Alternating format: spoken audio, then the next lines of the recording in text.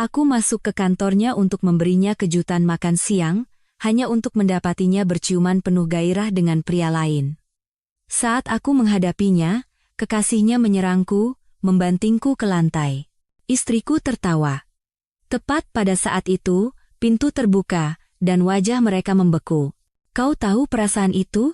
Saat berjalan di jalanan dengan senyum konyol di wajah seolah kau adalah suami terhebat di dunia? Ya, itulah aku pada pukul 12.47 siang. Pada hari yang sekarang aku sebut sebagai hari ketika hidupku diledakkan dalam resolusi tinggi. Aku mencengkeram kantong kertas hangat dari Deli Sudirman seolah-olah itu adalah cawan suci, hampir berlari kecil di sepanjang koridor seperti pecundang dalam film komedi romantis, yang tidak tahu bahwa hatinya akan segera dimasukkan ke dalam mesin penghancur. Di dalam kantong itu ada panini favorit istriku, Rina Hartono, ayam bakar di atas roti gandum, acar, dan saus aioli sambal matah yang per gramnya lebih mahal daripada buku teks kuliahku dulu. 5 tahun menikah, aku hafal pesanannya. Seperti aku hafal nomor KTP-ku, atau lirik lagu yang ku benci tapi tak bisa kulupakan. Hari ini adalah hari presentasi ulasan produk pentingnya di Nusantara Media Group, NMG. Aku pikir membawakan makan siang kejutan adalah tindakan penuh perhatian, yang membedakan suami yang baik dari suami yang akan diceraikan. Bocoran, aku salah dalam banyak hal. Namaku Adi Prasetyo, 32 tahun. Seorang arsitek sistem. Secara profesi, saya tidak terlihat. Aku memperbaiki hal-hal yang rusak di belakang layar agar orang lain bisa mendapatkan pujian atas semua yang berjalan lancar.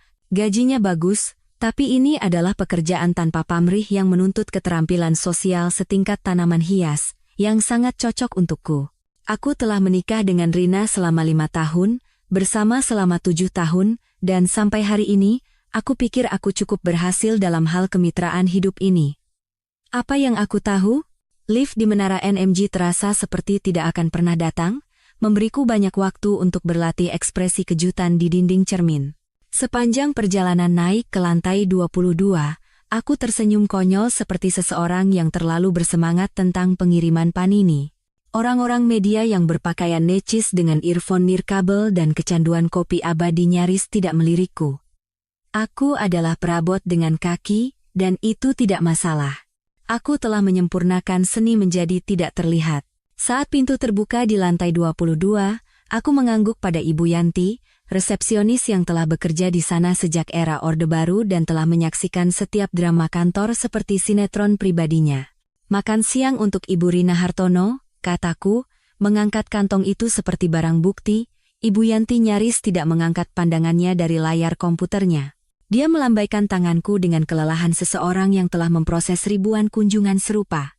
Di kantornya, gumamnya, sudah kembali ke spreadsheet yang menggerogoti jiwanya. Semua orang di NMG mengenalku.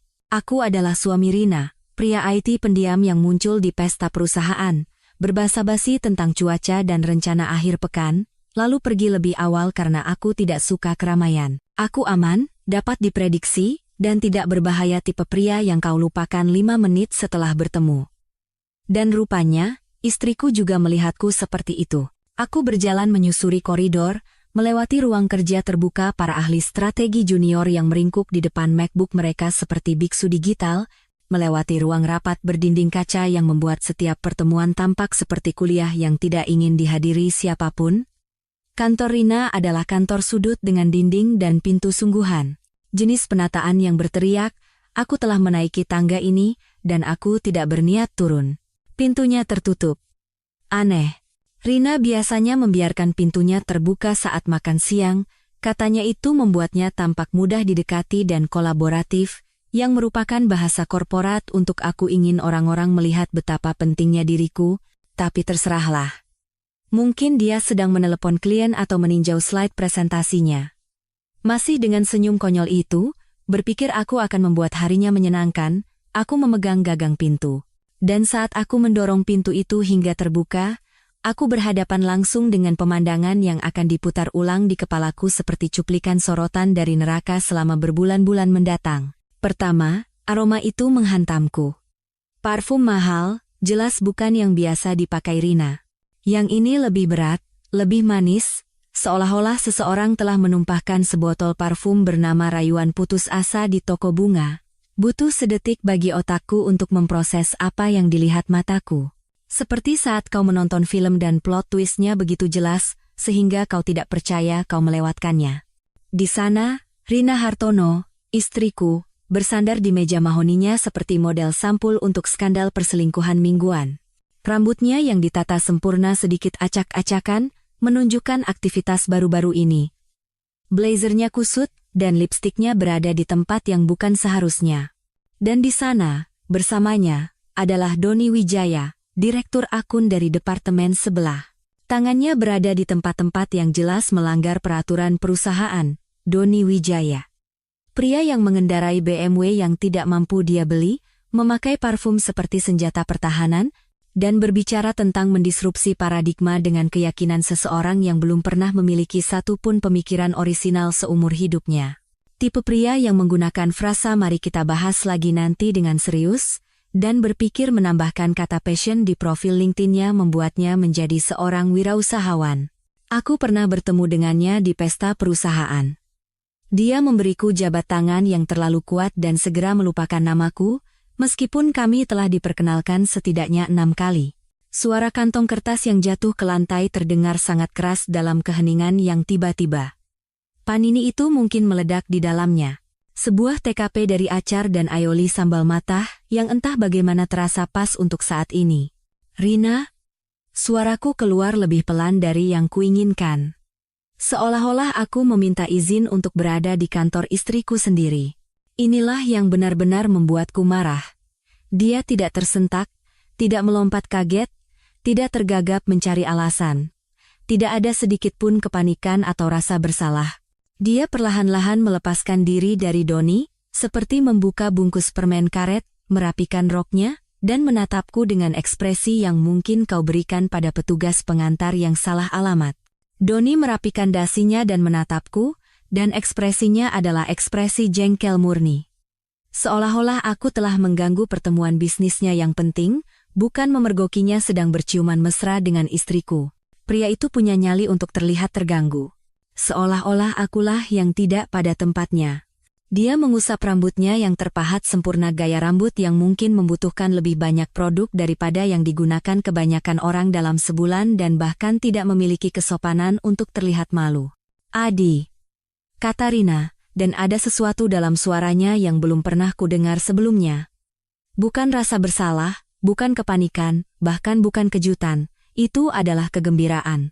Seolah-olah dia sedang menonton pertunjukan komedi, dan akulah punchline yang telah dia tunggu-tunggu. Ini canggung, canggung, canggung. 5 tahun pernikahan, memergoki istrimu berciuman dengan pria lain di kantornya, dan itu canggung. Bukan menghancurkan, bukan salah, bukan akhir dari semua yang kukira aku tahu tentang hidupku. Canggung, seperti muncul di sebuah pesta dengan pakaian yang sama dengan orang lain, atau secara tidak sengaja memanggil gurumu ibu di kelas 3 SD. Aku berdiri di sana, sebuah patung yang terbuat dari kebodohan, mencoba memproses fakta bahwa wanita yang berbagi tempat tidur denganku, membayar KPR bersama, dan merencanakan masa depan bersamaku, memperlakukanku seperti pengganggu dalam skenario ini.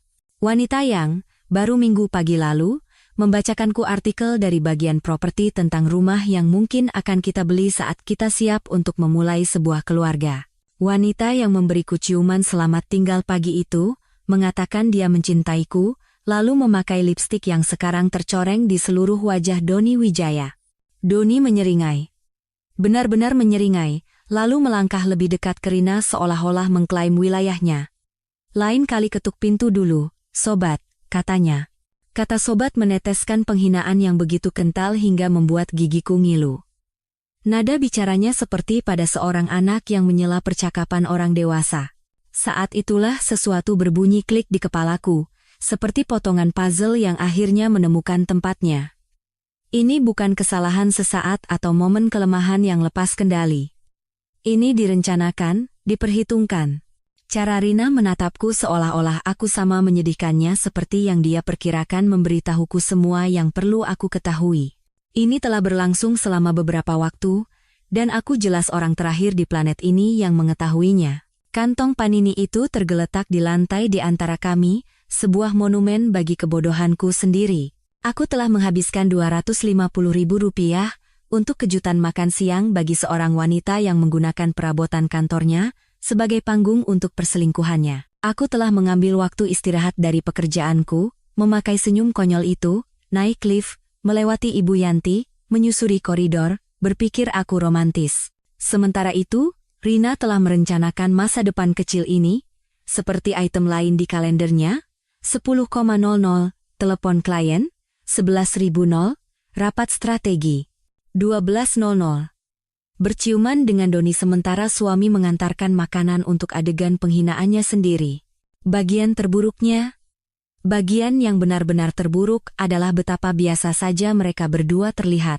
Bukan seperti orang yang baru saja tertangkap basah melakukan sesuatu yang mengerikan, tetapi seperti orang yang sedikit terganggu saat melakukan sesuatu yang sangat wajar. Doni menyesuaikan kancing mansetnya seolah-olah sedang bersiap untuk pertemuan berikutnya. Rina memeriksa bayangannya di layar komputernya dan merapikan sehelai rambut yang tidak pada tempatnya. Aku ingin berteriak, menuntut penjelasan, melempar sesuatu ke dinding, untuk membuat mereka mengerti bahwa mereka baru saja meledakkan seluruh keberadaanku. Tapi sebaliknya, aku hanya berdiri di sana, pria yang tidak berbahaya, pendiam, dan dapat diandalkan seperti yang telah dicap padaku. Pernikahanku meleleh secara real-time, dan aroma parfum mahal serta pengkhianatan istriku menggantung di udara seperti kabut beracun. Panini itu semakin dingin di lantai, dan entah bagaimana, itu terasa seperti detail paling penting di ruangan itu. Jadi di sanalah aku, berdiri di kantor istriku seperti petugas pengantar yang paling tidak diinginkan di dunia, menyaksikan dia dan Doni berpura-pura bahwa apa yang baru saja terjadi hanyalah bagian dari hari Selasa yang biasa saja. Keheningan meregang, seperti adegan dalam film yang buruk di mana semua orang lupa dialog mereka. Rina merapikan rambutnya, menggunakan layar komputernya sebagai cermin. Doni merapikan dasinya seolah-olah akan memberikan presentasi PowerPoint tentang kinerja kuartalan. Dan aku, sepertinya, adalah satu-satunya orang di ruangan itu yang berpikir situasi ini benar-benar gila. Tapi inilah masalahnya denganku. Aku bukan tipe yang suka berteriak. Tidak pernah. Ayahku biasa mengatakan aku rasional secara agresif, yang terdengar seperti pujian sampai aku menyadari itu pada dasarnya adalah caranya memanggilmu membosankan. Ketika anak-anak lain berkelahi di taman bermain, akulah yang bertanya apakah kita bisa membicarakannya. Ketika teman sekamarku di universitas mengadakan pesta sampai jam 3 pagi, aku memakai headphone peredam bising dan belajar untuk ujian desain sistemku. Konflik membuat perutku melilit seperti pretzel. Jadi aku menghindarinya seperti kebanyakan orang menghindari perawatan saluran akar atau percakapan dengan telemarketer. Jadi, tentu saja, ketika dihadapkan pada momen paling menghancurkan dalam kehidupan dewasaku, aku melakukan apa yang paling bisa dilakukan Adi Prasetyo, aku mencoba bersikap rasional. Kenapa? Tanyaku. Kata itu keluar dengan tenang, hampir sopan. Seolah-olah aku menanyakan arah ke kamar mandi, bukan penjelasan mengapa pernikahanku baru saja dilemparkan ke dalam mesin penghancur. Di dalam satu kata itu, ada 1000 kata lainnya. Kenapa dia? Kenapa di sini? Kenapa sekarang? Kenapa kau tidak bilang saja kita sudah selesai? Kenapa ini terasa seperti lelucon yang semua orang tahu kecuali aku? Doni melangkah di antara aku dan Rina.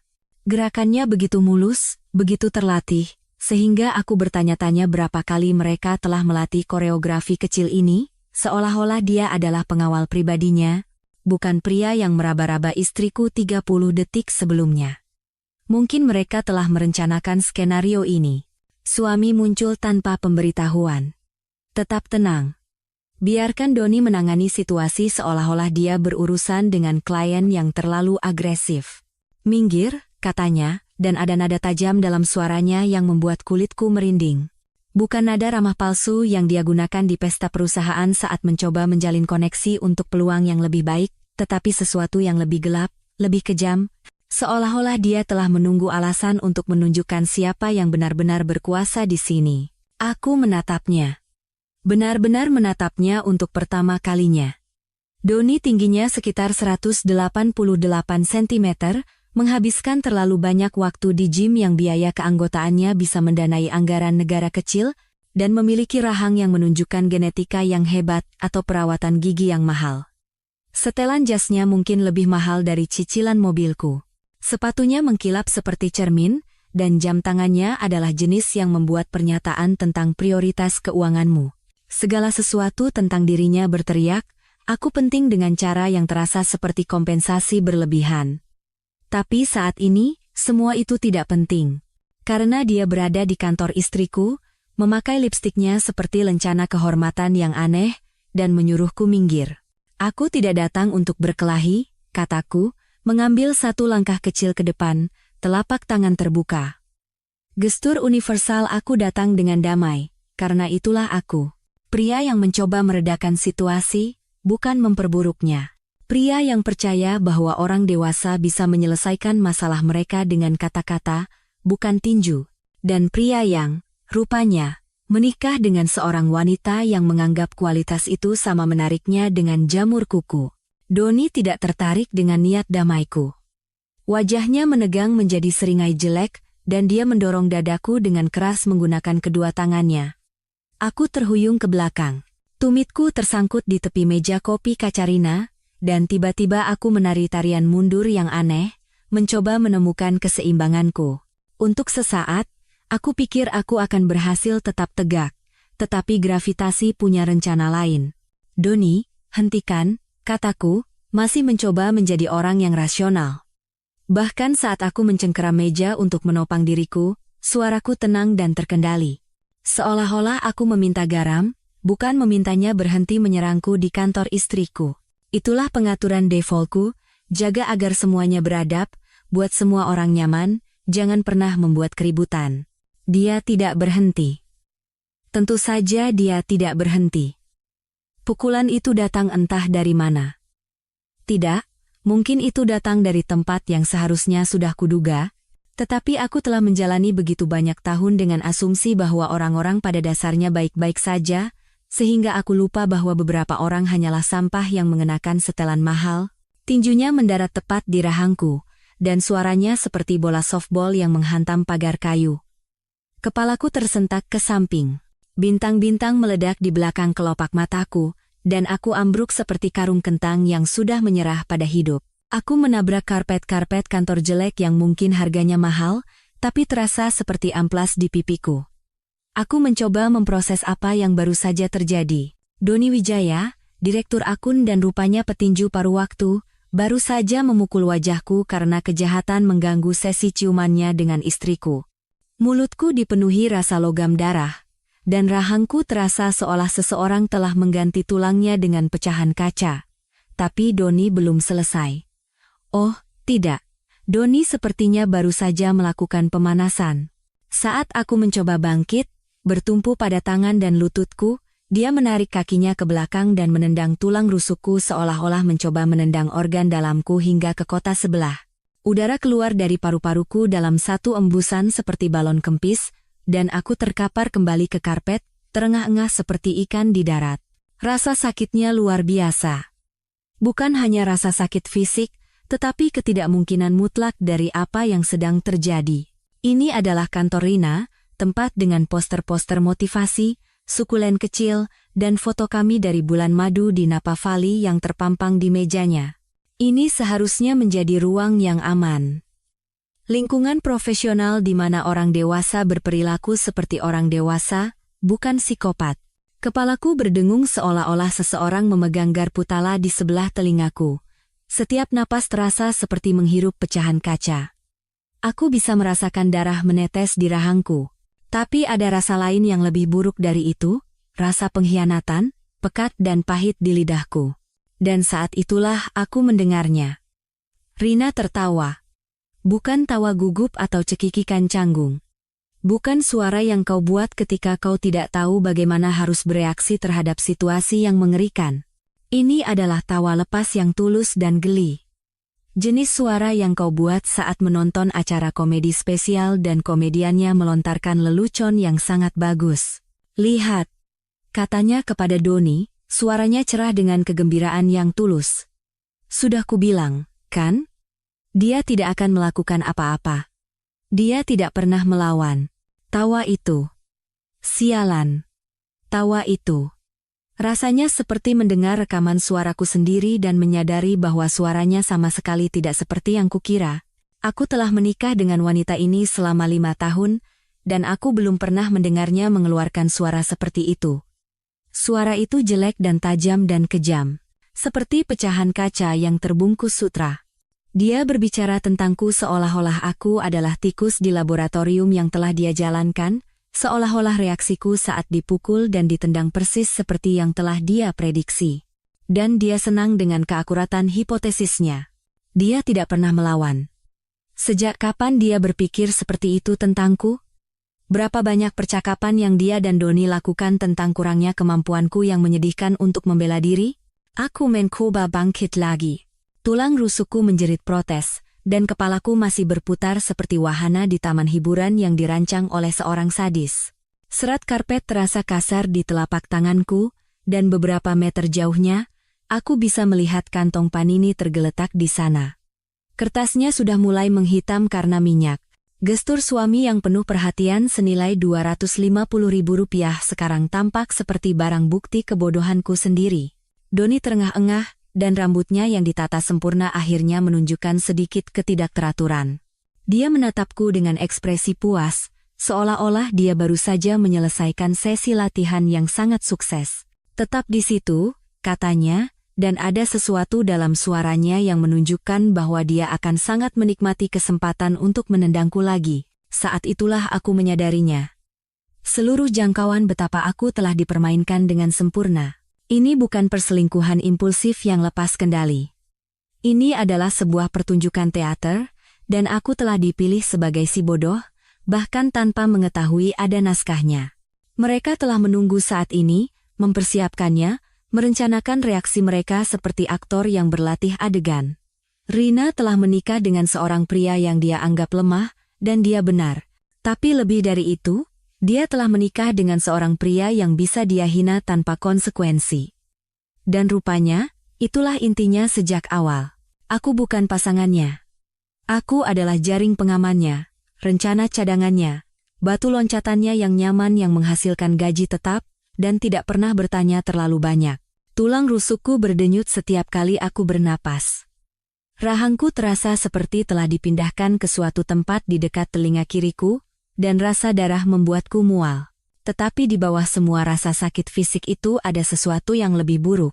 Kesadaran yang menghancurkan bahwa orang yang paling kucintai di dunia telah mencatat kelemahanku, membuat daftar kekuranganku, dan membagikannya dengan orang lain seolah-olah itu adalah lelucon internal. Aku baru saja akan mencoba merangkak dengan lambat dan memalukan menuju pintu, untuk tertatih-tatih keluar dari sana dan mencari tahu apa yang harus kulakukan dengan sisa hidupku, ketika aku mendengar langkah kaki di lorong luar dan gagang pintu berputar. Kau tahu saat-saat dalam film di mana semuanya menjadi sunyi kecuali musik yang dramatis, dan kamera beralih ke gerakan lambat, di mana wajah semua orang menjadi studi kasus dalam kengerian murni, ya? Itulah yang terjadi ketika pintu itu terbuka lebar seperti gerbang hari kiamat. Hanya saja tidak ada musik dramatis, hanya detak jantungku yang berdebar seperti guntur di telingaku dan napas berat Doni dari sesi latihannya yang baru saja pada tulang rusukku. Orang pertama yang masuk adalah Ibu Kartika Wijoyo, CEO Nusantara Media Group sendiri. Wanita yang hanya pernah kulihat dari kejauhan, berdiri di podium pada rapat seluruh perusahaan, berbicara tentang peluang pertumbuhan sinergis dan optimalisasi paradigma. Dia berusia sekitar 55 tahun, dengan rambut diikat ke belakang dengan cara yang menunjukkan bahwa dia tidak punya waktu untuk disia-siakan pada omong kosong.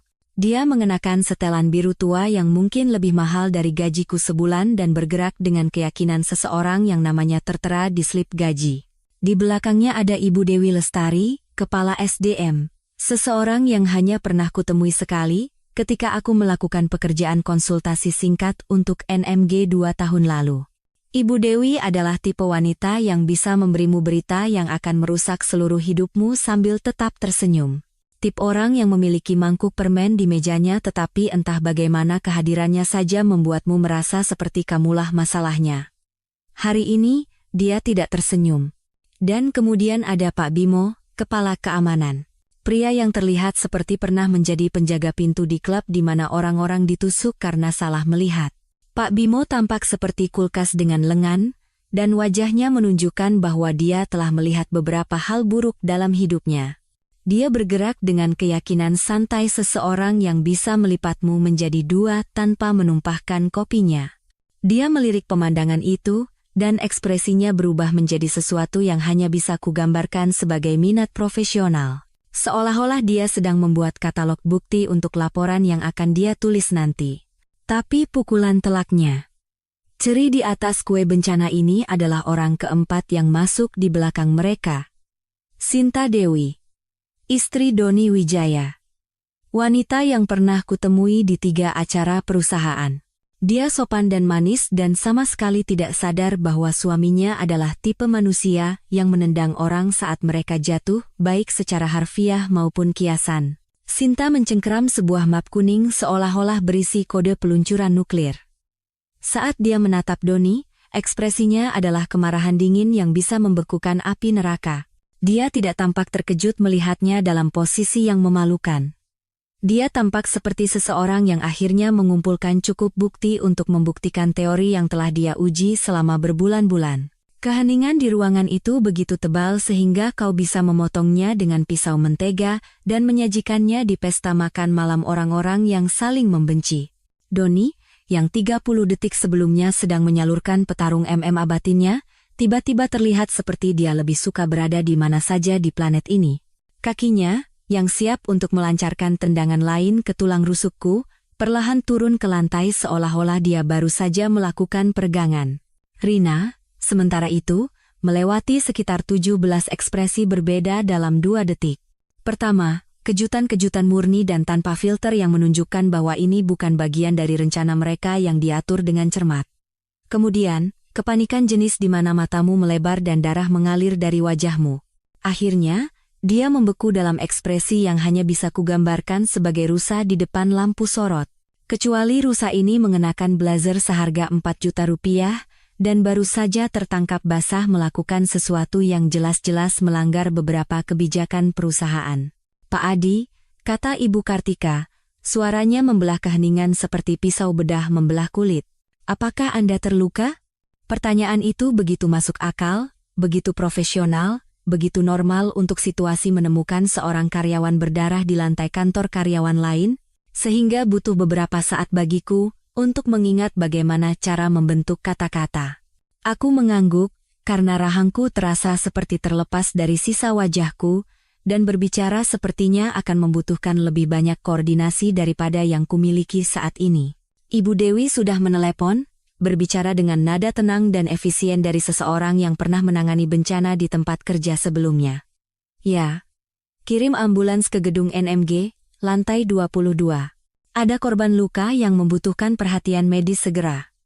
Dia berhenti sejenak, melirik Doni, lalu menambahkan, dan kita juga akan membutuhkan kehadiran polisi. Polisi. Kata itu menghantam ruangan seperti granat. Wajah Doni memucat, lalu menjadi benar-benar transparan. Seolah-olah seseorang telah menguras semua darah dari tubuhnya dan menggantinya dengan kepanikan murni. Rina mengeluarkan suara di antara isapan napas dan isak tangis suara yang kau buat saat menyadari bahwa kau baru saja menginjak sesuatu yang akan meninggalkan noda permanen di sepatumu. Pak Bimo, sementara itu, dengan efisiensi acuh tak acuh dari seseorang yang pernah melakukan tarian ini sebelumnya, memposisikan dirinya di antara Doni dan pintu. Matanya mengamati ruangan seperti seorang fotografer TKP, mencatat meja yang berantakan, pakaian Rina yang kusut, diriku yang terkapar di karpet, dan kantong panini yang menyedihkan yang telah menjadi saksi bisu dari semua kekacauan ini.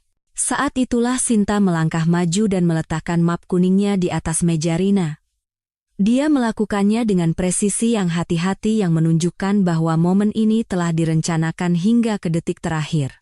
Dia tidak menatap Doni atau bahkan mengakui kehadirannya, tetapi ketika dia berbicara, suaranya dingin dan mantap seperti pagi di musim dingin. Ini foto-fotonya, katanya, Setiap kata diucapkan dengan presisi bedah. Ini sudah dimulai berbulan-bulan yang lalu. Foto-foto. Jamak. Artinya ini bukan insiden baru-baru ini yang kebetulan kutemui. Ini adalah pola perilaku yang didokumentasikan dengan cermat dan dikatalogkan seperti bukti dalam penyelidikan kriminal. Sinta telah membangun kasus terhadap suaminya sendiri, dan aku, dengan panini dan senyumku, baru saja muncul di waktu yang sangat salah untuk memberikan potongan bukti terakhir. Map itu tergeletak di meja seperti bahan radioaktif, dan semua orang di ruangan itu menatapnya. Semua orang kecuali Doni, yang melihat sekeliling seolah berharap alarm kebakaran akan berbunyi, dan memberinya alasan untuk mengevakuasi gedung. Wajahnya telah melewati pucat dan mendekati jenis putih yang terlihat pada orang sesaat sebelum mereka pingsan atau muntah. Pak Bimo melangkah maju dan berbicara ke radio panggilnya dalam bahasa kode yang digunakan penjaga keamanan ketika mereka tidak ingin membuat warga sipil panik. Kontrol ke Bimo. Minta bantuan ke ruang rapat CCB di lantai 22. Situasi yang mungkin memerlukan dokumentasi dan bantuan medis. Ruang rapat CCB. Itulah sebutan kantor Rina dalam jargon profesional Pak Bimo. Bukan tempat kiamat pribadiku. Bukan tempat pernikahanku menemui ajal yang kejam, tetapi hanya lokasi yang memerlukan bantuan dan dokumentasi. Entah bagaimana, pelepasan klinis itu membuat segalanya terasa lebih nyata dan, pada saat yang sama, lebih surrealis.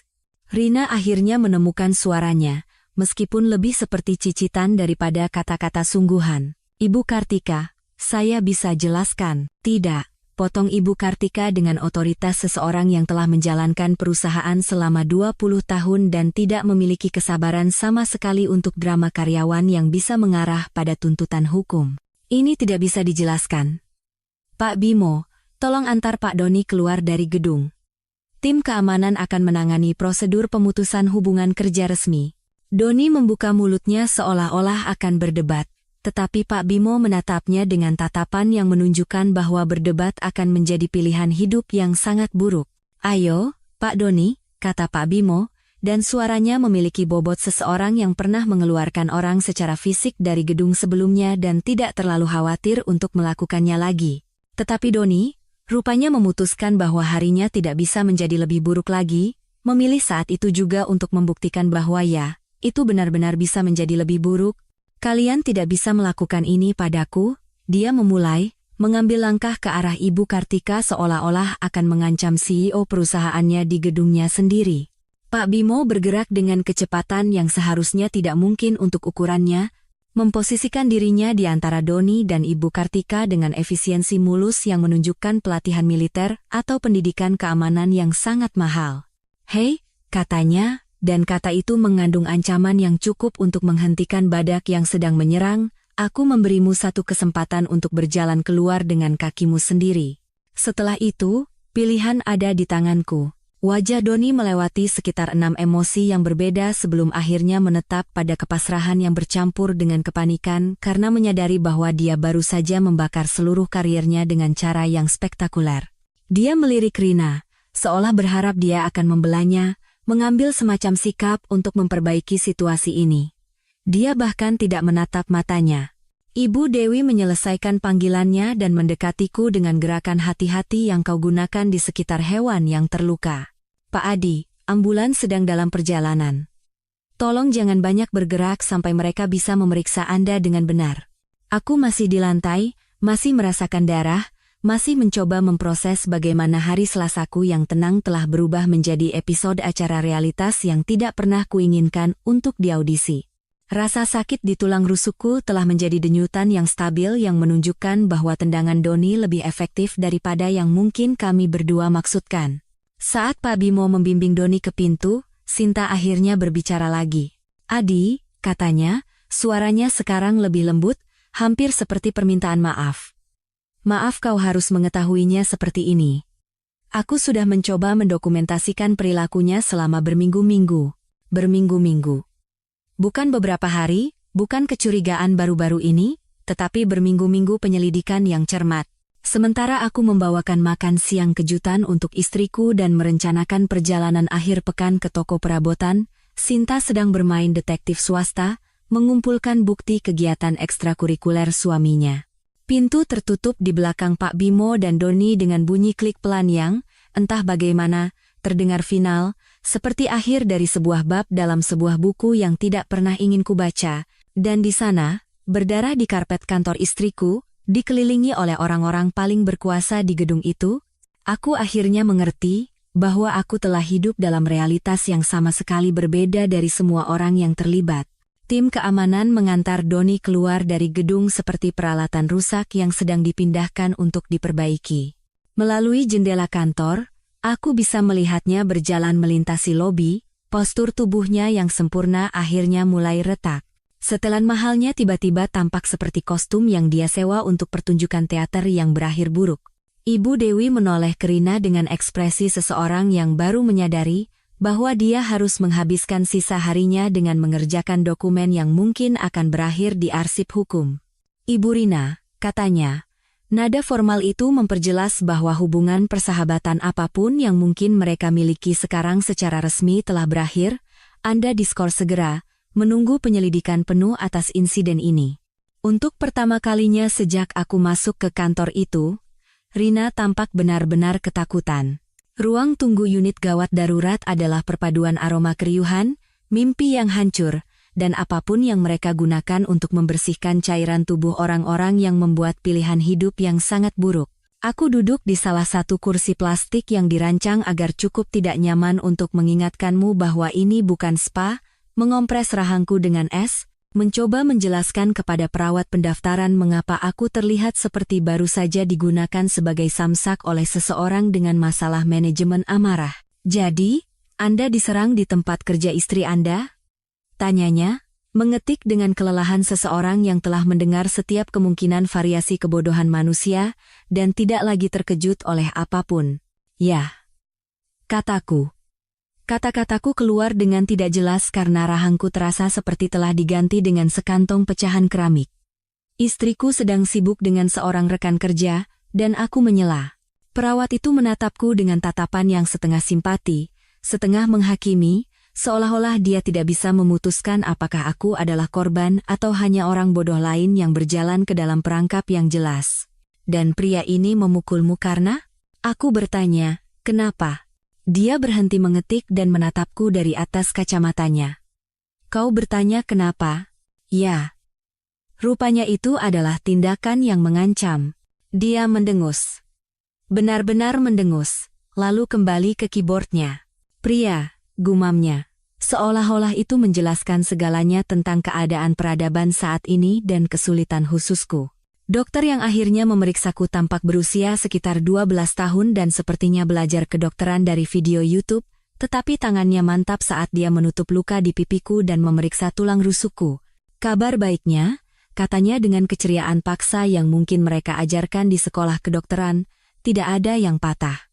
Kabar buruknya adalah kau akan merasa seperti ditabrak truk selama seminggu." "Bukan truk," kataku. "Doni." "Ya, siapa?" "Bukan siapa-siapa." Dia menempelkan luka di pipiku dengan lem medis super yang baunya bisa mengelupas cat dan membungkus tulang rusukku dengan selotip yang membuatku terlihat seperti mumi yang menyerah di tengah jalan. Kemudian dia memberiku resep obat pereda nyeri yang, jika diminum sesuai petunjuk, mungkin akan membuatku lupa namaku sendiri. Aku sedang duduk di area pemulangan, mencoba mencari tahu bagaimana cara memesan Gojek tanpa menggunakan lenganku, ketika saudara perempuanku, Maya, muncul seperti kavaleri, mengenakan hoodie Universitas Indonesia yang sudah usang dan celana jeans ketat. Maya memiliki kemampuan supernatural untuk muncul tepat saat hidupmu berantakan, dipersenjatai dengan solusi praktis dan kesetiaan yang garang yang membuatmu percaya bahwa semuanya akan baik-baik saja. "Astaga, Adi," katanya, menatap wajahku seolah sedang menghitung berbagai cara dia bisa membunuh Doni tanpa meninggalkan bukti forensik. "Kau terlihat seperti baru saja 10 ronde dengan mesin pengaduk semen dan kalah. Terima kasih atas dukungannya."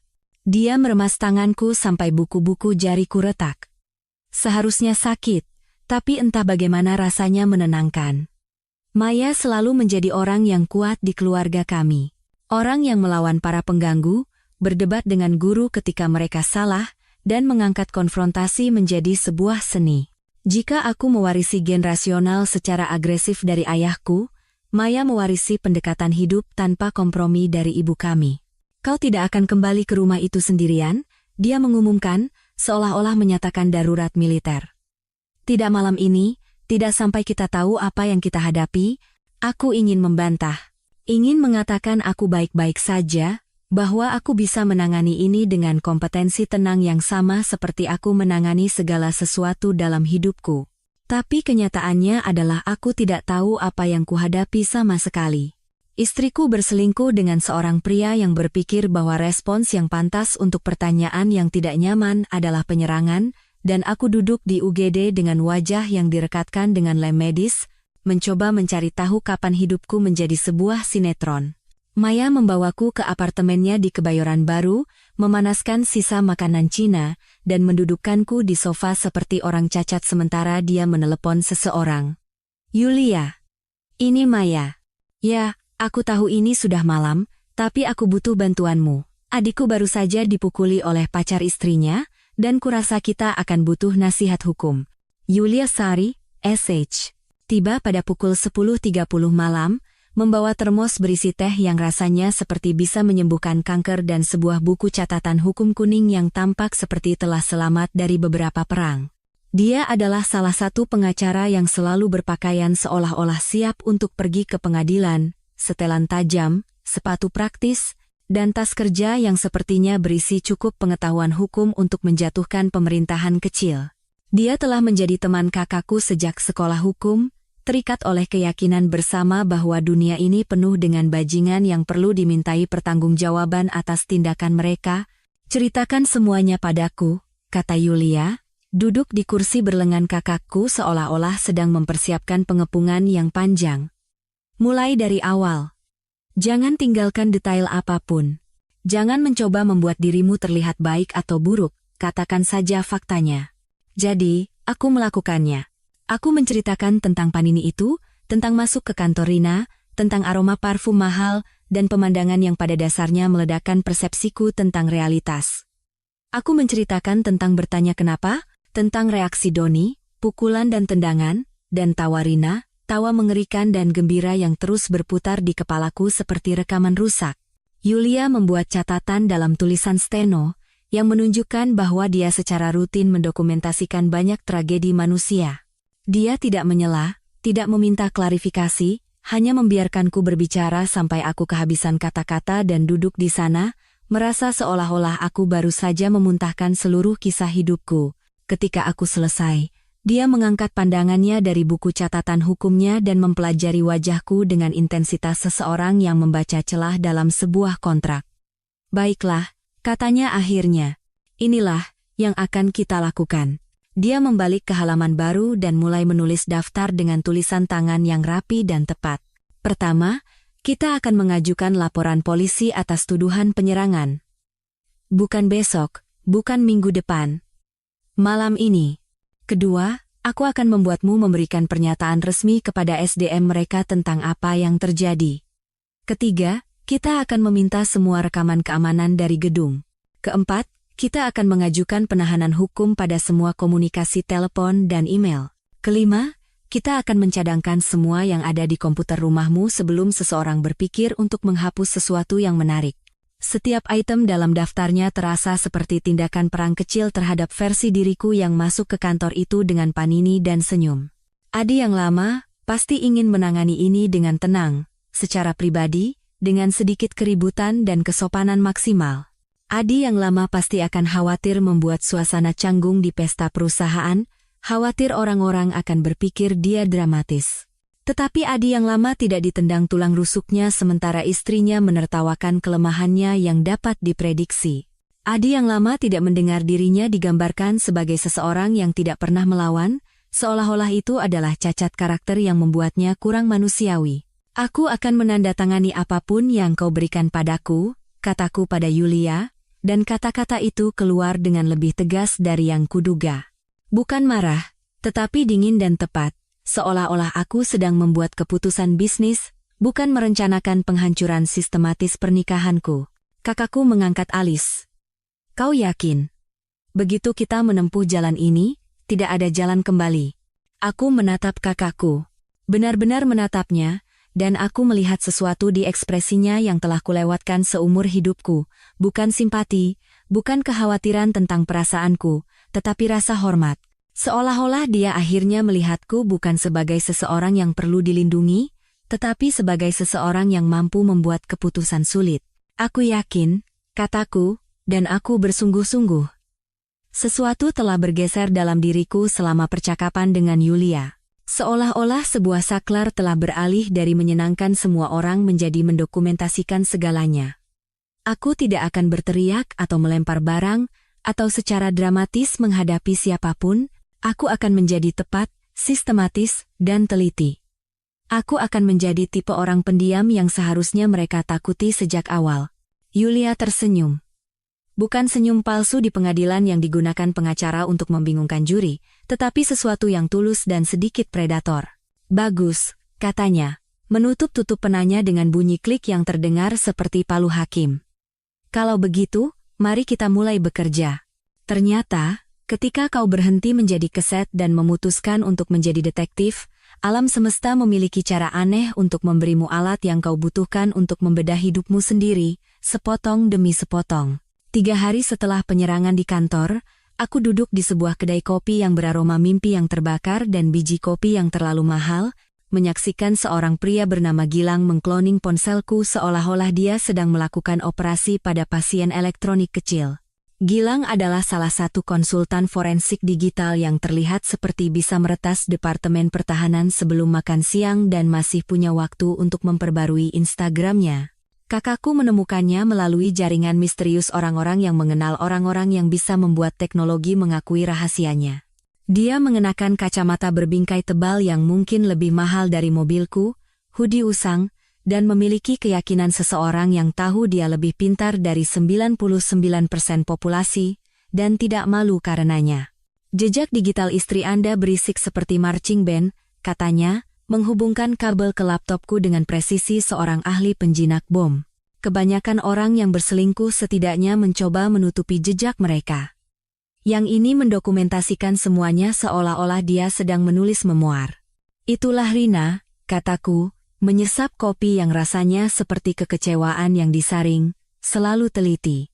Hal pertama yang ditemukan Gilang adalah laporan kartu kredit dari rekening bersama kami, dan perutku terasa seperti naik roller coaster. Tagihan di bar hotel di pusat kota bukan jenis tempat kau pergi untuk pertemuan bisnis kecuali bisnismu melibatkan hal-hal yang akan membuat SDM sangat tidak senang. Layanan mobil pribadi yang dipesan pada waktu Rina mengatakan dia bekerja lembur karena klien yang sulit. Pembelian dari butik hadiah yang jelas bukan untukku, kecuali aku tiba-tiba menyukai lingerie mahal yang bukan ukuranku. 15 Oktober, kata Gilang, menunjuk ke layar seolah-olah sedang menyajikan bukti kepada juri, 670.000 di Meridian Hotel Bar. Malam yang sama, dia mengirimimu pesan bahwa dia akan bekerja sampai jam 11, 22 Oktober.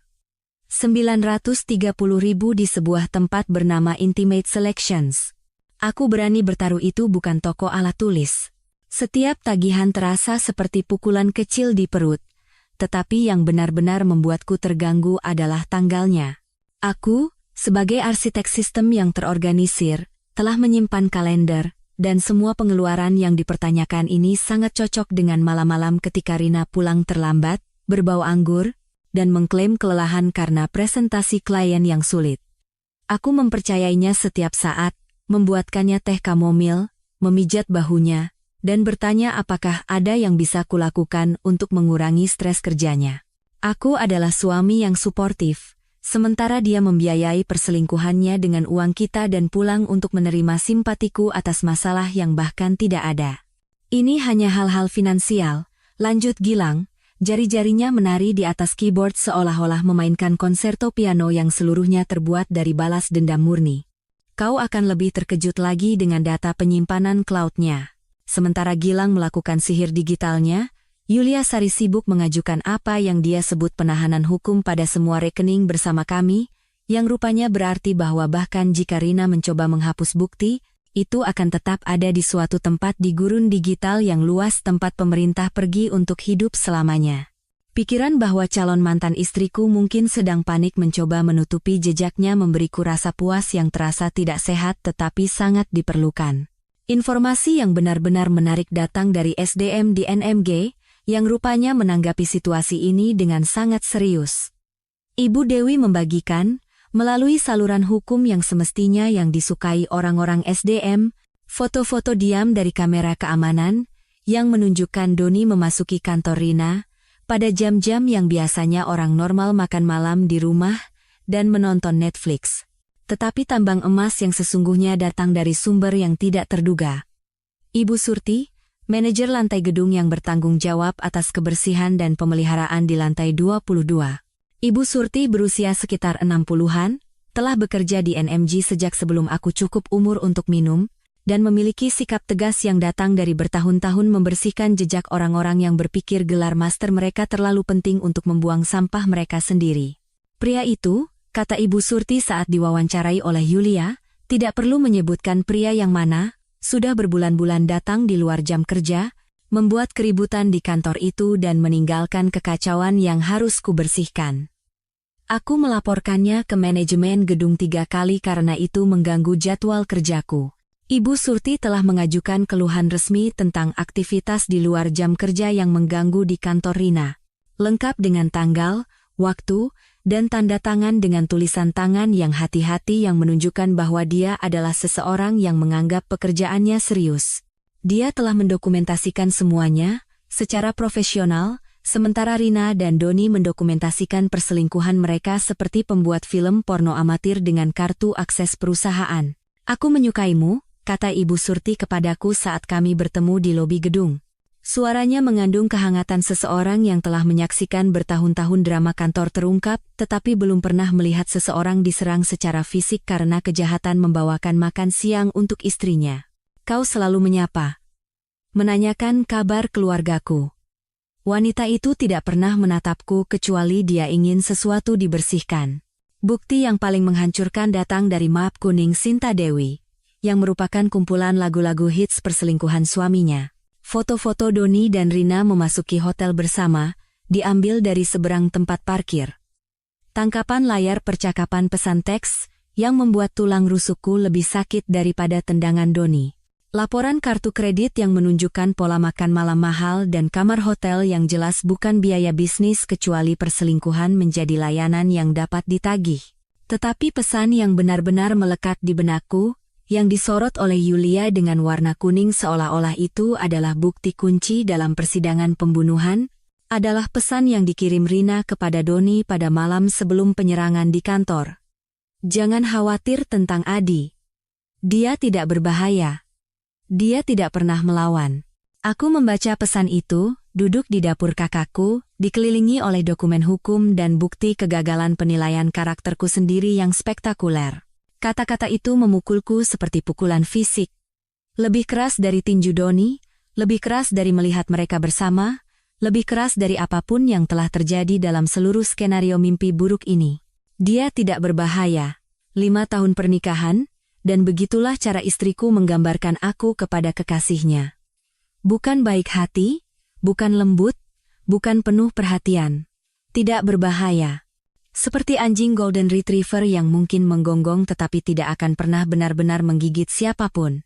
Entitas yang tidak mengancam yang bisa diabaikan dengan aman saat dia merencanakan jalan keluarnya menuju kehidupan yang lebih menarik. Dia tidak pernah melawan. Bentuk lampau. Seolah-olah dia telah menguji teori ini berkali-kali, dan aku telah gagal dalam ujian itu setiap saat. Berapa banyak batasan yang telah dia dorong, berapa banyak pertengkaran yang dia mulai, berapa banyak drama yang dia ciptakan, hanya untuk melihat apakah aku akhirnya akan membela diriku sendiri? Dan berapa kali aku telah mengecewakannya dengan mencoba menjaga perdamaian alih-alih mempertahankan martabatku sendiri? Telingaku terasa panas saat membaca pesan itu. Bukan karena malu, tetapi karena sesuatu yang lebih dingin, lebih terfokus. Selama 32 tahun, aku berpikir bahwa bersikap rasional adalah suatu kebajikan. Bahwa menghindari konflik membuatku dewasa, bahwa menjaga situasi tetap tenang membuatku menjadi pasangan yang baik, bahwa memilih perdamaian daripada drama adalah tanda seseorang yang hidupnya teratur. Ternyata, aku hanya melatih semua orang di sekitarku untuk melihatku sebagai seseorang yang perasaannya tidak penting. Gilang menyelesaikan pekerjaan arkeologi digitalnya dan memberiku sebuah drive USB yang berisi lebih banyak informasi tentang pernikahanku daripada yang pernah kukumpulkan dalam 5 tahun hidup di dalamnya. Semuanya didokumentasikan dan diberi cap waktu, katanya, mengemasi peralatannya dengan kepuasan seseorang yang baru saja memecahkan teka-teki yang sangat menarik. Jika ini sampai ke pengadilan, pengacaranya akan mengalami hari yang sangat buruk. Yulia Sari menyebarkan bukti di atas meja makan kakakku seolah-olah sedang merencanakan operasi militer. Foto, catatan keuangan, pesan teks, tangkapan layar, foto diam kamera keamanan, pernyataan saksi Ibu Surti, laporan insiden dari manajemen gedung, catatan medis dari kunjunganku ke UGD. Rasanya seperti melihat hidupku dari luar, melihat teka-teki jiksa yang mengejar hidupmu adalah kebohongan yang rupanya telah disadari oleh semua orang kecuali aku. Ini bagus, kata Yulia, dan ada sesuatu yang hampir predator dalam kepuasannya. Ini sangat bagus. Perselingkuhan, penyimpangan keuangan, penyerangan di tempat kerja yang disaksikan oleh manajemen senior. Kita punya cukup bahan untuk mengubur mereka, baik secara profesional maupun pribadi. Aku menatap bukti kebutaanku sendiri, tersebar di atas meja makan kakakku seperti teka-teki jiksa yang mengejar hidupmu adalah kebohongan. Sebagian diriku ingin mengumpulkan semuanya dan berpura-pura tidak pernah terjadi. Ingin kembali menjadi pria yang tidak berbahaya yang membawakan panini dan tidak pernah bertanya terlalu banyak. Tetapi bagian lain dari diriku, bagian yang sepertinya telah kutekan selama bertahun-tahun, ingin melihat dunia terbakar. Apa langkah kita selanjutnya? Tanyaku, dan pertanyaan itu mengejutkanku. Bukan apa yang harus kulakukan? Atau menurutmu apa? Tetapi apa langkah kita selanjutnya? Seolah-olah aku akhirnya siap menjadi peserta aktif dalam hidupku, bukan pengamat pasif dari pilihan orang lain. Yulia tersenyum. Jenis senyum yang akan membuat Doni Wijaya mengompol jika dia ada di sana. Sekarang, katanya, mengatur dokumen menjadi tumpukan rapi yang mewakili berbagai aspek kejatuhan spektakuler calon mantan istriku, kita akan membuat mereka sangat menyesal pernah berpikir kau tidak berbahaya. Aku melihat bukti, melihat kesetiaan garang kakakku, melihat kompetensi profesional Yulia Sari, dan aku merasakan sesuatu yang belum pernah kurasakan selama bertahun-tahun, kepastian mutlak bahwa aku melakukan hal yang benar. Bukan hal yang baik, bukan hal yang damai, bukan hal yang akan membuat semua orang nyaman, hal yang benar. Dan untuk pertama kalinya sejak aku masuk ke kantor itu dengan kantong kertas dan senyum konyol, aku merasa bahwa aku mungkin benar-benar akan selamat dari semua ini. Berjalan kembali ke NMG terasa seperti kembali ke TKP di mana aku adalah korban dan barang bukti. Lobi tampak persis sama.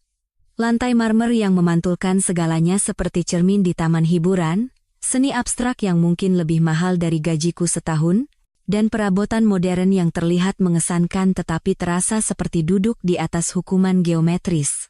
Tapi sekarang aku tahu apa yang telah terjadi di lantai 22, dan setiap langkah menuju lift terasa seperti berjalan ke tiang gantungan sendiri. Ibu Dewi telah meneleponku dengan kelelahan seseorang yang menjadwalkan janji perawatan saluran akar. Kami memerlukan pernyataan resmi Anda untuk penyelidikan kami, katanya dengan suara SDM yang berhasil terdengar simpatik dan mengancam pada saat yang sama, hanya prosedur standar. Tidak ada yang perlu dikhawatirkan. Diterjemahkan dari bahasa SDM, itu berarti bahwa pengacaramu, karena ini akan menjadi sangat rumit. Ruang rapat tempat audiensi diadakan tampak seperti setiap ruang rapat perusahaan di Amerika.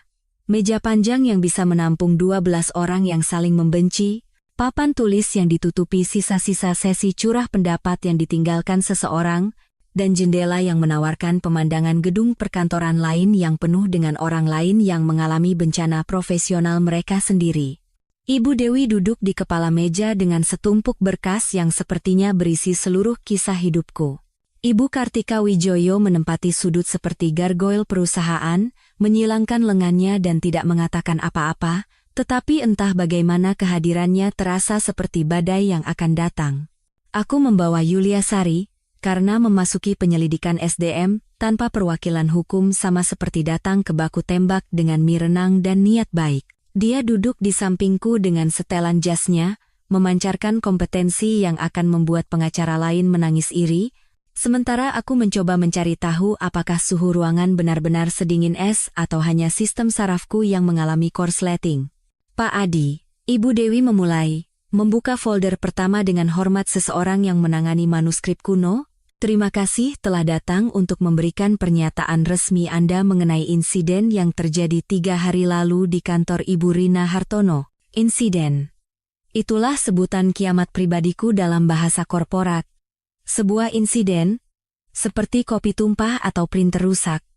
Bukan penghancuran total dari semua yang kukira aku tahu tentang hidupku. Jadi, aku menceritakan semuanya lagi. Tetapi kali ini, dengan bimbingan hukum dan presisi seseorang yang telah memutar ulang setiap detail selama 3 hari, aku menggambarkan saat masuk ke kantor, aroma parfum, menemukan Rina dan Doni dalam posisi yang memalukan, menanyakan satu pertanyaanku, dan reaksi Doni yang membuatku terlihat seperti manekin latihan untuk Olimpiade manusia terburuk di dunia. Intinya adalah jangan mendramatisir apapun, Yulia telah membimbingku, tetap pada fakta. Biarkan bukti yang berbicara, dan tahan keinginan untuk menjelaskan bagaimana perasaanmu saat mengetahui bahwa istrimu telah menggunakan pernikahanmu sebagai kedok untuk kegiatan ekstrakurikuler. Orang-orang SDM seperti vampir. Mereka bisa mencium manipulasi emosional dari jarak 3 lantai, dan itu membuat mereka sangat rewel. Apakah Anda membuat ancaman apapun kepada Pak Doni atau Ibu Rina? Tanya Ibu Dewi. Yang rupanya adalah pertanyaan yang harus mereka tanyakan ketika seseorang dipukuli di gedung mereka. Tidak, kataku. Aku bertanya, kenapa? Itu saja. Apakah Anda melakukan kontak fisik dengan salah satu dari mereka? Hanya ketika tinju Doni melakukan kontak dengan wajahku.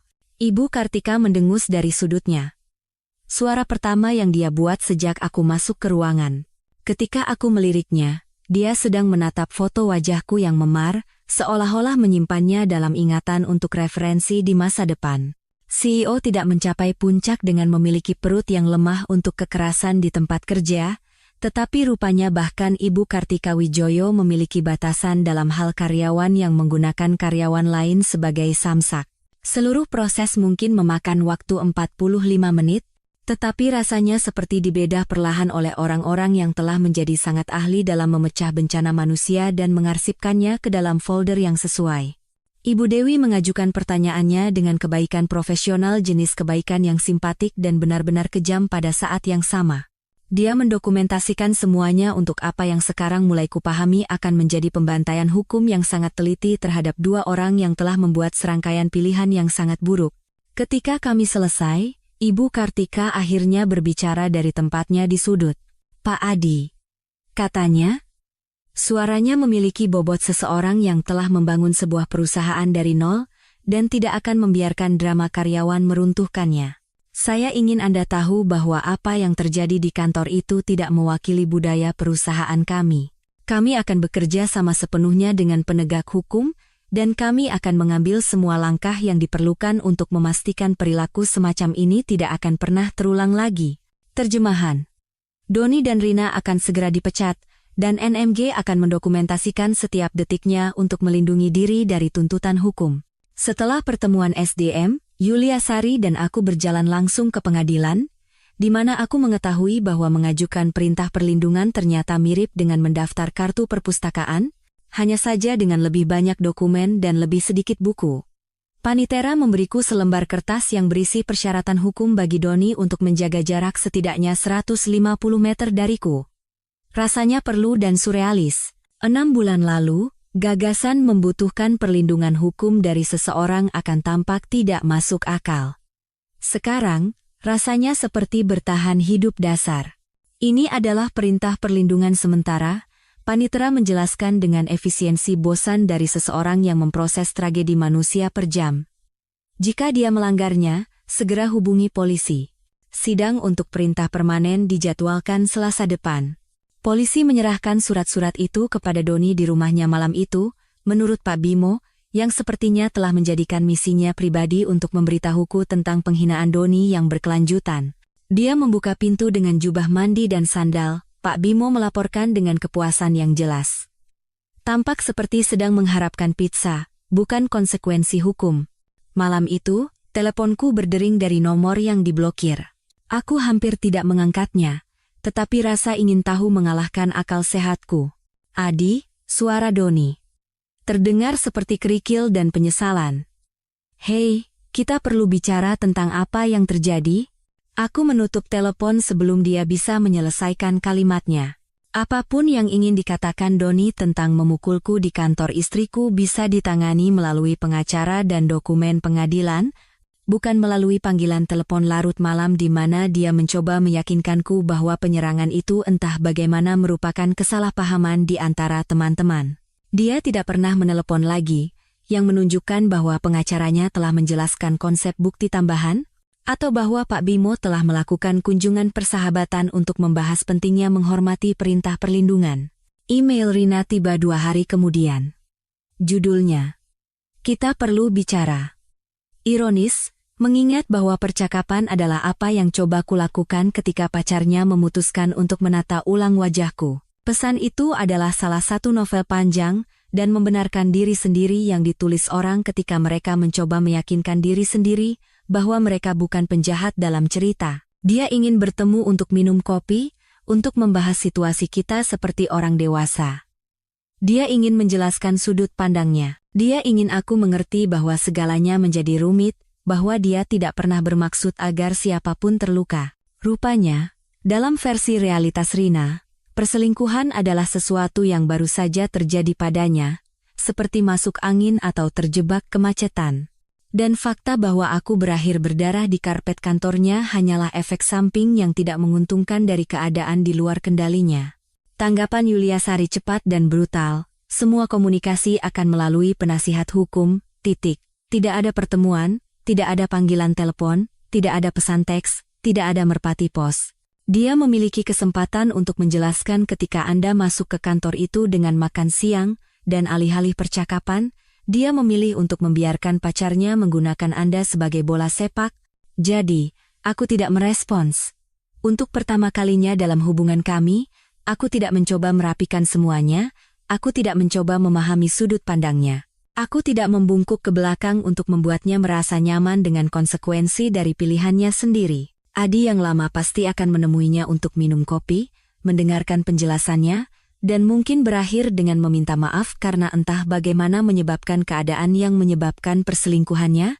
Adi yang baru, dengan wajah yang direkatkan dengan lem medis dan tim hukum yang mendokumentasikan pengkhianatan istrinya, telah belajar bahwa beberapa pintu, begitu tertutup, harus tetap seperti itu. Pada malam hari, ketika obat pereda nyeri hilang dan tidur terasa mustahil, aku berbaring di tempat tidur kami. Tempat tidurku sekarang, karena Rina untuk sementara pindah ke rumah kakaknya sementara semuanya beres. Aku memutar ulang suara tawa itu di kepalaku. Bukan perselingkuhannya, bukan kekerasannya, tetapi saat dia menatap Doni dan menertawakan kelemahanku yang dapat diprediksi, seolah-olah itu adalah punchline dari lelucon yang telah mereka ceritakan selama berbulan-bulan. Aku telah mencintai seseorang yang tidak ada. Dan orang yang ada berpikir aku adalah pria yang pantas dihina untuk olahraga.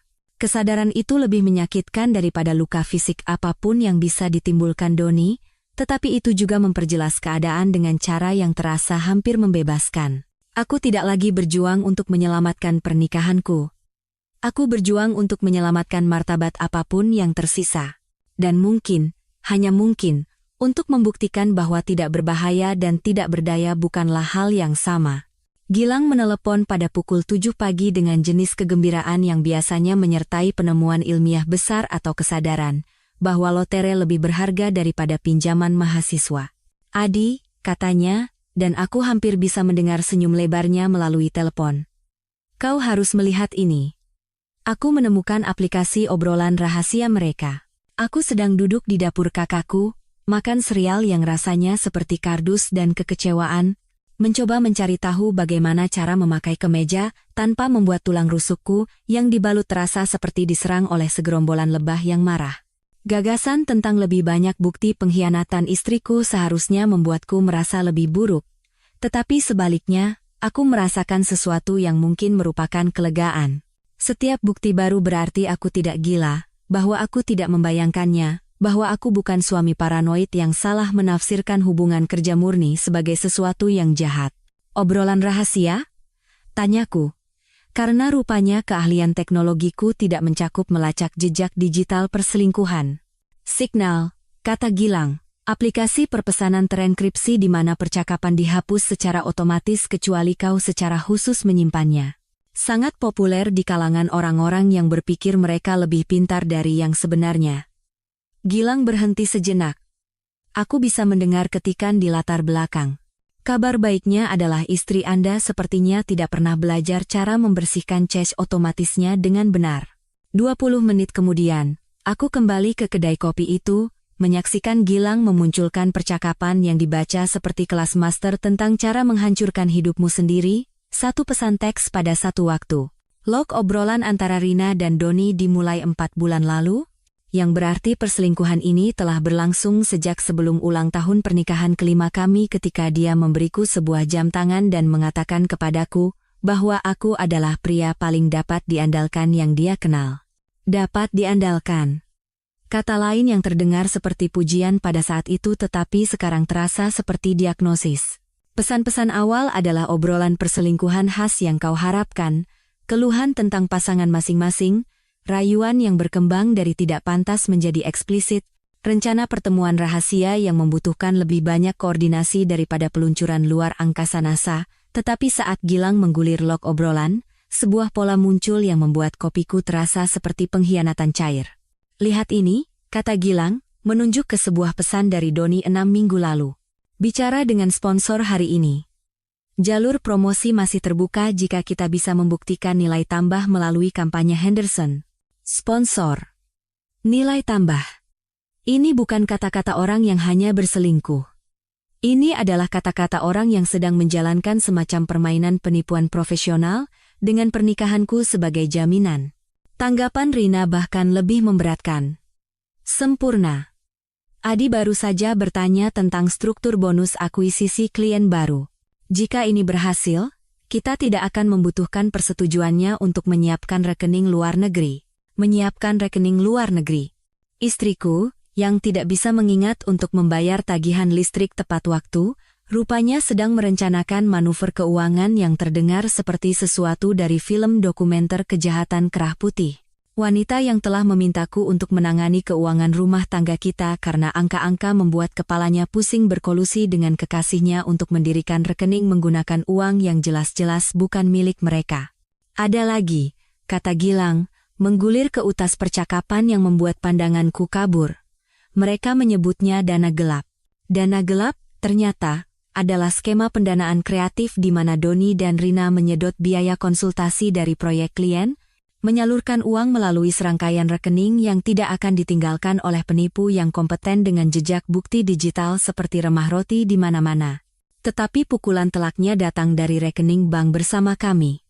Yulia Sari telah menemukan riwayat transfer dari tabungan darurat kami.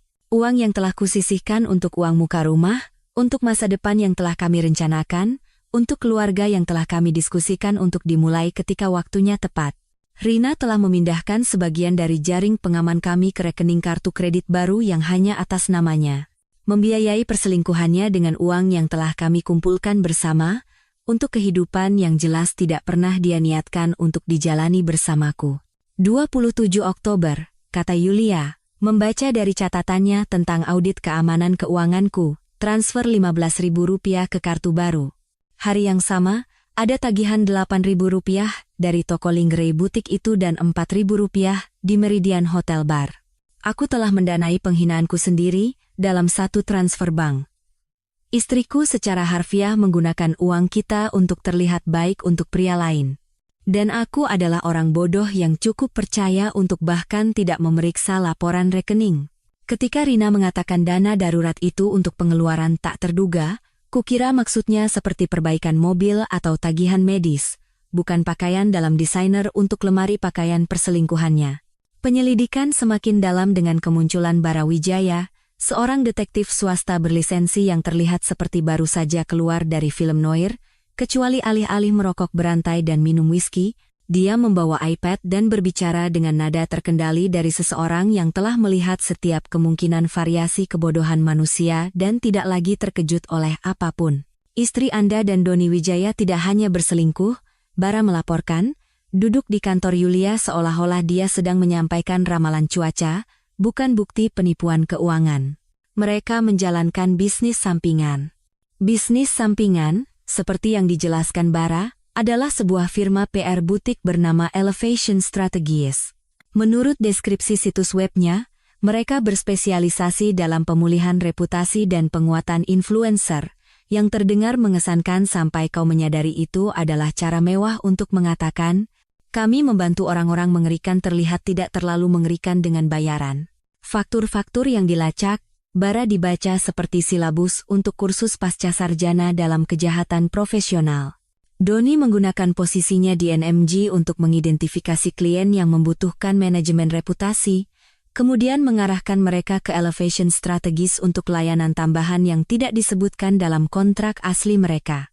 Rina memberikan informasi orang dalam tentang kerentanan klien, dan bersama-sama, mereka menagih untuk layanan konsultasi yang setara dengan skema pemerasan yang canggih yang disamarkan sebagai strategi pemasaran. Tanggalnya sangat cocok, lanjut Bara, menunjukkan spreadsheet yang menghubungkan presentasi klien terbesar Doni dengan pembayaran ke bisnis sampingan mereka. Setiap kali dia mendapatkan akun besar, Elevation Strategies menandatangani kontrak konsultasi dengan klien yang sama dalam waktu 2 minggu. Aku menatap bukti usaha kriminal istriku, mencoba mendamaikan manipulator ulung ini dengan wanita yang mengklaim teknologi begitu membingungkan sehingga dia membutuhkan bantuanku untuk memprogram pembuat kopi.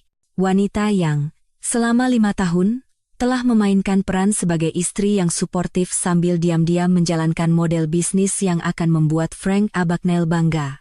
Tapi inilah bagian yang paling indah, kata Bara, dan senyumnya menunjukkan bahwa dia telah menyimpan bukti terbaik untuk yang terakhir.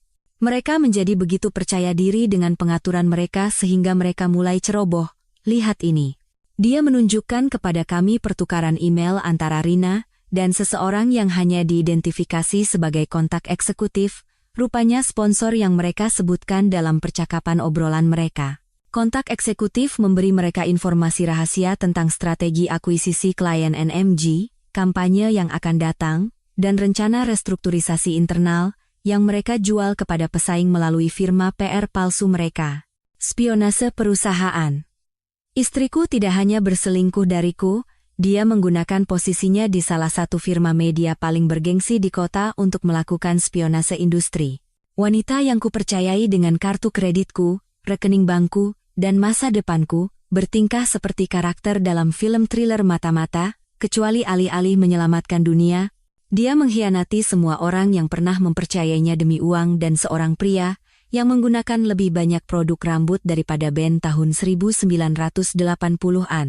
Pengaturan rekening luar negeri yang mereka sebutkan dalam obrolan ternyata adalah serangkaian perusahaan cangkang yang terdaftar di negara bagian dengan undang-undang kerahasiaan perbankan yang akan membuat para penghindar pajak menangis bahagia. Mereka menyalurkan uang melalui entitas palsu, menciptakan jejak kertas yang tidak mengarah kemana-mana, dan membangun jalan keluar keuangan yang akan memungkinkan mereka mendanai masa pensiun yang sangat nyaman di negara tanpa perjanjian ekstradisi.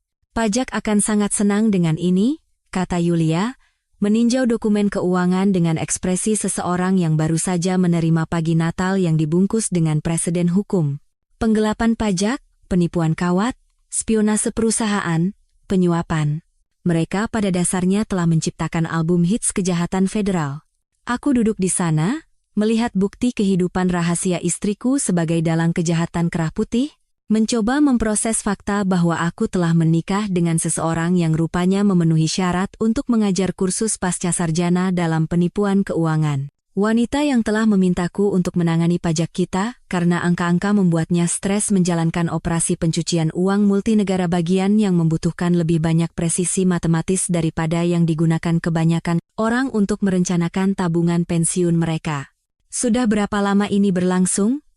Tanyaku, karena pada titik ini, Aku perlu tahu persis berapa lama aku telah menjadi orang bodoh. Bara merujuk pada catatannya. Berdasarkan bukti digital, setidaknya 18 bulan, mungkin lebih lama. 18 bulan. Selama 1,5 tahun, aku telah merencanakan makan siang kejutan dan makan malam ulang tahun sementara istriku menjalani kehidupan ganda. Selama 1,5 tahun, dia pulang setiap malam, memberiku ciuman selamat malam, dan bertanya tentang hariku, sambil diam-diam mengatur kejahatan keuangan yang bisa membuat kami berdua masuk penjara federal jika kami tertangkap dalam penyelidikan yang tidak menguntungkan. Yulia Sari mengangkat pandangannya dari kertas-kertas, dan senyumnya adalah jenis yang akan membuat algojo abad pertengahan merasa tidak mampu. Ini bukan lagi sekadar perselingkuhan sederhana, katanya, mengatur bukti menjadi tumpukan rapi yang mewakili berbagai kategori pelanggaran berat. Ini adalah pola oportunisme, spionase perusahaan, penipuan keuangan, dan kekerasan di tempat kerja. Doni menendang orang yang salah. Dia benar.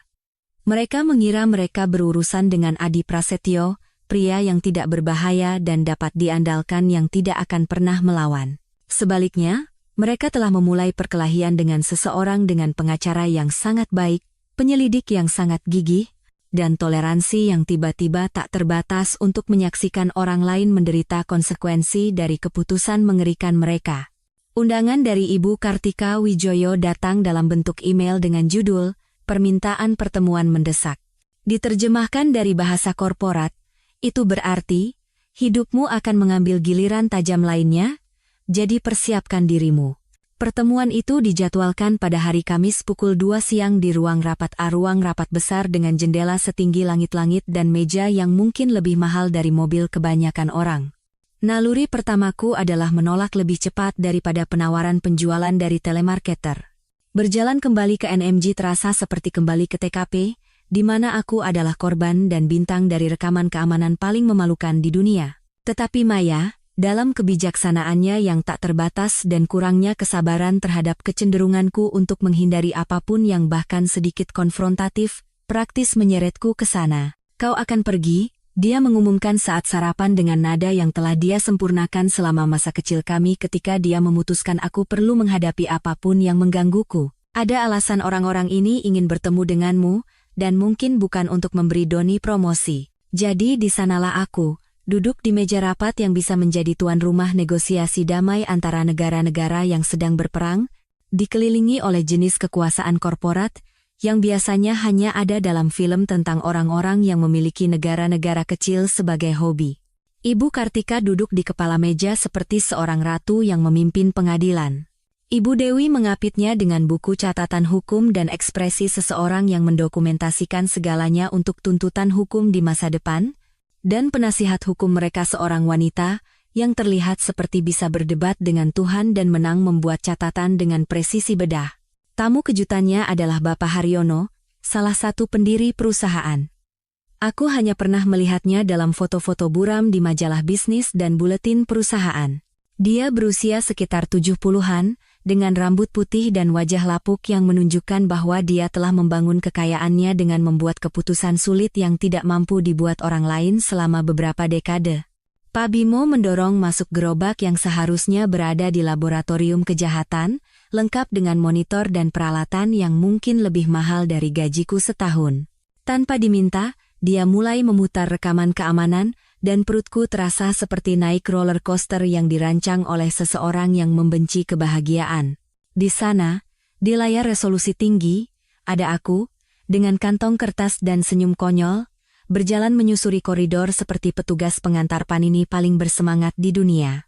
Di sana ada Doni, masuk ke kantor Rina 1 jam sebelumnya, bergerak dengan keyakinan seseorang yang berpikir dia terlalu pintar untuk tertangkap. Dan kemudian Tuhan, momen ketika aku mendorong pintu itu terbuka, ditangkap dengan kejelasan sempurna oleh kamera lorong.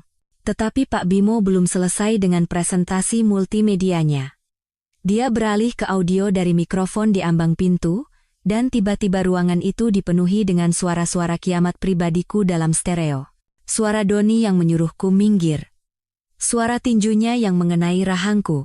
Dan kemudian, sejernih kristal dan tidak salah lagi, suara Tawarina, diikuti oleh kata-kata yang telah menghantui mimpiku. Lihat, sudah kubilang, kan, dia tidak akan melakukan apa-apa. Dia tidak pernah melawan. Ruangan itu sunyi senyap, kecuali suara pena Ibu Dewi yang menggores buku catatan hukumnya. Bapak Haryono menatap layar video yang dijeda, seolah-olah dia sedang menonton rekaman kejahatan perang.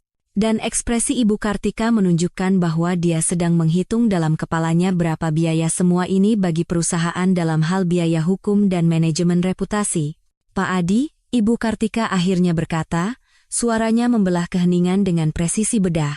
Anda tidak pantas menerima ini. 4 kata yang secara bersamaan mengakui bahwa hidupku telah menjadi bencana total sambil juga memperjelas bahwa NMG akan melepaskan neraka profesional pada 2 karyawan yang telah mengubah tempat kerja mereka menjadi ring tinju. Kami akan memberhentikan kedua karyawan karena alasan yang kuat, lanjutnya, dan kami akan bekerja sama sepenuhnya dengan penegak hukum sehubungan dengan tuduhan penyerangan dan penyimpangan keuangan yang terungkap selama penyelidikan kami.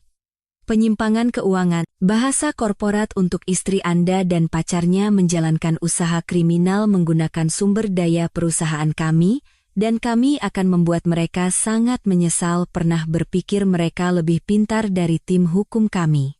Tetapi kemudian Ibu Kartika melakukan sesuatu yang sama sekali tidak kuduga.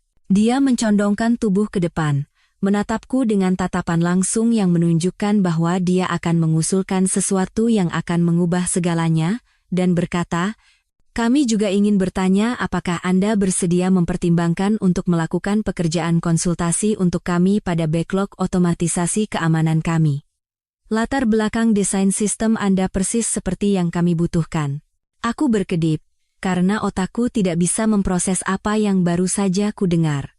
Dalam waktu seminggu, aku telah kehilangan istriku, mendapatkan lem medis di wajahku, dan rupanya sangat mengesankan CEO sebuah perusahaan media besar dengan kemampuanku untuk dipukuli sambil mempertahankan ketenangan profesional. Anda ingin mempekerjakan saya? Tanyaku, suaraku keluar lebih pelan dari yang kuinginkan. Seolah-olah aku meminta izin untuk berada di ekosistem perusahaan mereka. Izin keamanan Anda masih berlaku. Reputasi Anda di industri ini sangat baik. Dan terus terang, kata Ibu Kartika, melirik layar video yang dijeda di mana wajahku yang memar menatap kami seperti bukti ketidakadilan kosmik. Siapapun yang bisa menangani situasi ini dengan keanggunan yang telah Anda tunjukkan adalah jenis orang yang kami inginkan di tim kami. Bapak Haryono berbicara untuk pertama kalinya sejak aku masuk ke ruangan. Anak muda, katanya. Suaranya memiliki bobot seseorang yang telah selamat dari beberapa dekade perang korporat. Terkadang hal-hal terburuk yang terjadi pada kita mengungkapkan kekuatan yang tidak kita ketahui kita miliki. Aku duduk di sana, dikelilingi oleh orang-orang yang menawariku tali penyelamat profesional sementara kehidupan pribadiku terbakar di sekitarku seperti api unggun yang dibangun dengan buruk, dan aku menyadari bahwa mungkin, hanya mungkin, ditendang tulang rusuknya adalah hal terbaik yang pernah terjadi pada karierku. Dalam semalam, aku telah kehilangan seorang istri dan mendapatkan awal yang bersih. Perhitungannya begitu sempurna sehingga tidak terasa nyata. Kasus penyerangan terhadap Doni seperti menyaksikan seseorang mencoba membela diri melawan gravitasi. Secara teknis mungkin, tetapi pada akhirnya ditakdirkan untuk kegagalan yang spektakuler. Ada rekaman keamanan yang menunjukkanku ditendang seperti bola sepak, catatan medis yang mendokumentasikan hasil karyanya di wajahku, dan kesaksian dari hampir setiap orang penting di NMG. Strategi pengacaranya tampaknya sebagian besar terdiri dari terlihat bingung dan menagih per jam. Doni menerima kesepakatan pembelaan lebih cepat daripada seseorang yang melarikan diri dari gedung yang terbakar. Layanan masyarakat memungut sampah di jalan raya, yang terasa puitis mengingat pilihan hidupnya pada dasarnya adalah sampah. Denda yang membuat cicilan BMW-nya tampak masuk akal. Masa percobaan. Dia akan bebas berjalan, tetapi dengan catatan permanen yang akan muncul setiap kali seseorang mencari namanya di Google atau melakukan pemeriksaan latar belakang untuk pekerjaan. Bagian yang paling indah adalah menyaksikan reputasi profesionalnya meledak secara real-time. Ternyata, ketika kau menyerang seseorang di tempat kerja sambil menjalankan bisnis sampingan yang melibatkan spionase perusahaan sambil berselingkuh dengan istrimu, industri pemasaran cenderung menganggapmu sebagai semacam kewajiban. Siapa yang tahu? Sinta Dewi mengajukan gugatan cerai pada minggu yang sama ketika kesepakatan pembelaan Doni disetujui. Ketika kami berpapasan di lorong pengadilan, kami berbagi momen tanpa kata yang terjadi di antara orang-orang yang telah selamat dari bencana alam yang sama. Dia mengangguk padaku. Aku mengangguk kembali. Dan entah bagaimana, pengakuan diam itu terasa lebih bermakna daripada percakapan apapun yang bisa kami lakukan tentang kegagalan spektakuler pasangan kami sebagai manusia. Perceraianku sendiri berlangsung lebih lambat, tetapi dengan kemantapan yang tak terhindarkan dari gletser yang mengukir gunung, tak terhindarkan, sistematis, dan benar-benar merusak lanskap. Yulia Sari menggunakan setiap bukti yang telah kami kumpulkan seperti seorang konduktor yang memimpin simfoni yang seluruhnya terdiri dari konsekuensi hukum. Bukti perselingkuhan, penyimpangan keuangan, kekerasan di tempat kerja, spionase perusahaan. Setiap pengungkapan menghantam posisi hukum Rina seperti palu godam pada panel kaca. Rina berputar melalui strategi pertahanan yang berbeda seperti seseorang yang menjelajahi maraton film bencana. Pertama, itu adalah stres dari tekanan pekerjaan. Kemudian, karena dia kesepian karena aku tidak tersedia secara emosional. Akhirnya, dia mencoba menuduhku mengontrol dan curiga ironis, mengingat aku begitu tidak curiga sehingga aku melewatkan perselingkuhan selama 18 bulan yang terjadi tepat di bawah hidungku. Tetapi para hakim, ternyata, tidak menyukai target yang bergerak, terutama ketika target tersebut tercatat melakukan beberapa kejahatan, sambil mengkhianati semua orang yang pernah mempercayainya. Penyelesaiannya turun seperti penghakiman ilahi. Aku mendapatkan rumah. Dia mendapatkan utang kartu kredit barunya dan biaya hukum yang timbul dari strategi pembelaannya yang gagal secara spektakuler. Surat permintaan maaf yang dia tulis persis seperti yang kau harapkan dari seseorang yang tertangkap basah melakukan setiap bentuk pengkhianatan kecuali pengkhianatan yang sebenarnya, secara teknis akurat, cukup secara hukum, dan tidak berarti secara emosional. 2 paragraf non-tanggung jawab yang dibuat dengan hati-hati yang mengakui apa yang terjadi tanpa benar-benar mengakui kesalahan atas apapun. Di NMG, Ibu Kartika mengumumkan kebijakan baru dengan kelelahan seseorang yang menerapkan perubahan yang seharusnya sudah jelas bertahun-tahun yang lalu, toleransi nol untuk kekerasan di tempat kerja, aturan akses di luar jam kerja yang lebih ketat, dan saluran pelaporan yang transparan bagi karyawan yang menyaksikan perilaku yang melanggar standar perusahaan. Ibu Dewi bertanya apakah dia bisa menggunakan kasusku sebagai contoh pelatihan untuk karyawan baru, dengan nama-nama yang dihapus untuk melindungi yang bersalah. Aku bilang ya, karena gagasan bahwa penghinaanku akan digunakan sebagai kisah peringatan untuk bencana perusahaan di masa depan terasa seolah-olah alam semesta akhirnya mengembangkan selera humor ironis. 6 bulan kemudian, aku berada di sebuah kantor yang sebenarnya milikku. Bukan disewa, bukan dipinjam, bukan dibagi dengan seseorang yang menganggapku sebagai perabotan yang tidak berbahaya dengan gaji tetap. Plakat di pintu bertuliskan, Adi Prasetyo, Direktur, Haushan Systems. Masih terasa surrealis setiap kali aku melihatnya. Seolah-olah seseorang secara tidak sengaja telah mengirimkan kesuksesan ke alamat yang salah, dan aku terlalu sopan untuk mengoreksi mereka. Haushan Systems dimulai dengan 3 pria, laptop, dan terlalu banyak kopi di ruang kerja bersama yang berbau ambisi dan burrito microwave. 2 mitaku, Dev dan Markus, adalah mantan rekan kerja yang bosan membangun impian orang lain, dan memutuskan untuk membangun kerajaan digital mereka sendiri. Ternyata, dipukuli di kantor istrimu sementara dia menertawakan kelemahannya yang dapat diprediksi memberimu jenis kejelasan yang membuat memulai bisnismu sendiri tampak seperti keputusan paling rasional di dunia. Kontrak besar pertama kami adalah membangun kembali alat kontrol akses dan audit NMG, yang terasa seolah-olah alam semesta telah mengembangkan selera humor atau rasa keadilan. Aku tidak bisa memutuskan yang mana.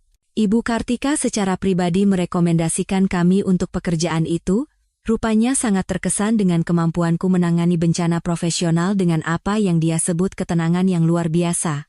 Dipukuli entah bagaimana telah menjadi wawancara kerja terbaik dalam karierku.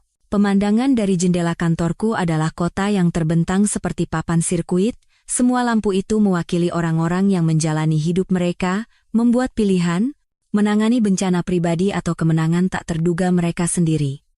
Aku bisa melihat gedung NMG dari sini. Kantor Lamarina kosong, dan kebijakan baru perusahaan membuat penghinaanku menjadi video pelatihan wajib. Maya mengetuk dan masuk dengan kopi yang tidak terasa seperti kekecewaan yang terbakar. Dia bergerak dengan kepuasan seseorang yang adik laki-lakinya akhirnya menemukan cara untuk berhenti menjadi keset tanpa kehilangan kemanusiaan esensialnya. "Kau baik-baik saja?"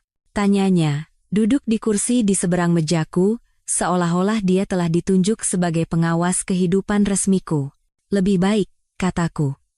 Dan aku bersungguh-sungguh, dengan cara yang akan mengejutkan pria yang masuk ke kantor itu dengan panini dan senyum.